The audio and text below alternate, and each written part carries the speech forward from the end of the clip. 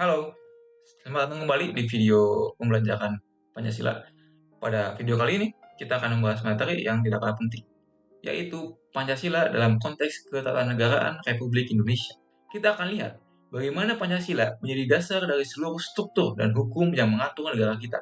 Dalam sistem ketatanegaraan kita, ada dua jenis hukum dasar yang perlu kita ketahui. Pertama, hukum dasar tertulis, yang kita kenal sebagai Undang-Undang Dasar 1945. Ini adalah naskah yang menjelaskan kerangka dasar pemerintahan kita. Undang-Undang 1945 merupakan sumber hukum tertinggi di Indonesia dan berfungsi sebagai kontrol terhadap hukum-hukum yang lebih rendah. Kedua, ada hukum dasar tidak tertulis atau yang sering disebut sebagai konvensi.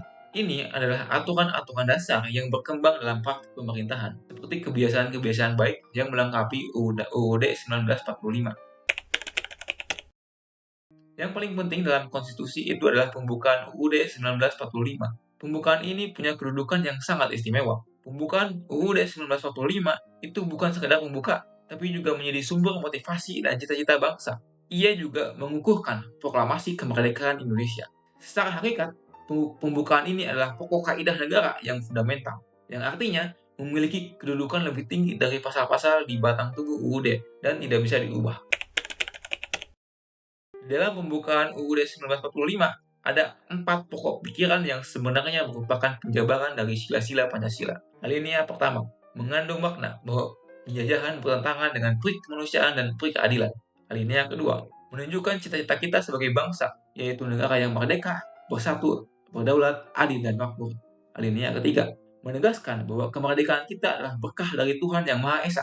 Alinea keempat, ini inti dari semuanya, berisi tujuan negara, melindungi bangsa, mencerdaskan kehidupan bangsa, mensejahterakan umum, bentuk negara Republik Indonesia, kedaulatan rakyat, dan yang terpenting, dasar negara kita, yaitu Pancasila.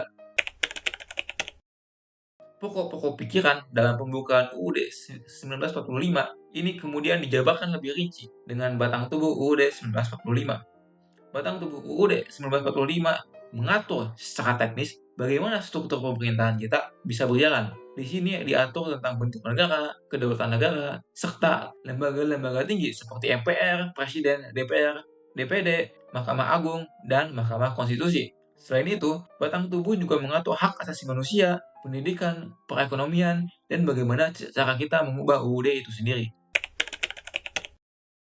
Jadi, seperti yang kita lihat, Pancasila itu bukan sesuatu yang terpisah. Ia adalah jiwa yang ada dalam pembukaan UUD 1945, yang kemudian menjadi sumber hukum dan landasan bagi seluruh pasal-pasal dan sistem ketatanegaraan Republik Indonesia. Terima kasih telah menyaksikan, sampai jumpa di video selanjutnya.